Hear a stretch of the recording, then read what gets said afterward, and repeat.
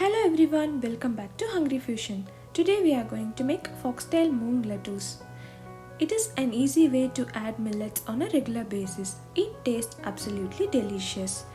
I have included the tips on sprouting millets too. Now let's jump into the making. I have used whole millets here. You can also use flour. I have taken 1 cup of foxtail millet. Add water and wash it until the water runs clear. Let it soak overnight or at least for 4 hours. It is advisable to soak the millets first before using it. The next day, drain the water completely and tap dry the excess water. I am going to sprout the millets today, so do not drain it completely. We need a little water to make it sprout easily. Tie it in a cotton cloth to sprout, or you can place it in a hot pack and keep it in a warm place overnight. I kept it in microwave with lights on. You can also use conventional oven with lights on. Next, I have taken quite a cup of split moong dal. Wash it until the water runs clear. This adds to the protein intake. Drain water and tap dry to remove the excess water. Now let's roast everything. I kept the millets to sprout for a single day. I tried the hot pack and also the cotton cloth method, but it just started sprouting as the weather is in -degrees. It sprouts well in warm weather condition. You can see the sprouts building up in the millets. Let's roast the millets first. Add it into a medium hot pan. Roast it until it is slightly browned. Sprouted millets can be easily digested by the body than the regular millets.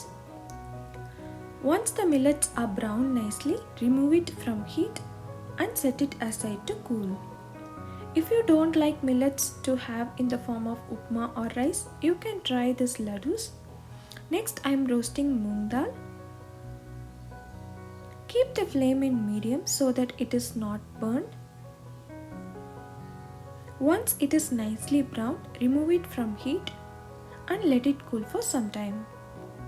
You can also add nuts of choice. Just dry roast it and grind it along with the millet and the dal. I have added 6 green cardamoms. I like to add it fresh. You can also use cardamom powder. Remove pods before grinding. I have made ragi dates laddus in the same way along with nuts. You can check the recipe in the description. I have transferred the contents into the blender. Grind it to a fine powder. In blender, it will not be like fine powder, it will be slightly coarse. Use store-bought flour for finer texture. You can also sieve this to have a finer powder. I wanted to make a sprouted version of this laddus, so tried it with whole millets. Let it cool for some time. You can use any preferred sweetener for this laddu like jaggery powder, maple syrup, honey or dates. Either way it turns out perfect. I have taken 1 cup jaggery with quite a cup of water. Bring it to heat until the jaggery is dissolved and set aside. There is no need of any consistency. In a medium hot pan, add 2 teaspoons of ghee, 2 tablespoons nuts of choice. I have used cashews and pistachios. Fry it for 2 minutes until it is slightly browned.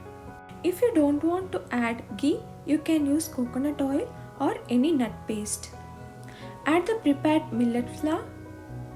Fry it in medium flame for 2 minutes. Switch off the flame and add the filtered jaggery syrup. Add ghee if only needed. Otherwise, you can grind nuts along with this mixture to get a nice oily texture. Mix well and let everything cool down for some time. Once it is cool, start making the balls.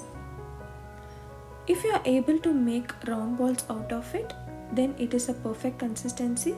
Otherwise, add ghee or nut paste into it. That's it, our delicious and healthy millet laddus are done.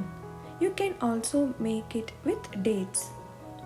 As I have used homemade flour, it was slightly grainy. If you want a smooth texture, either sieve it or buy store-bought ones to make these laddus. Try this amazing recipe today and comment your feedback. Share and subscribe to my channel if you like my videos. Stay tuned for more amazing recipes. Thank you.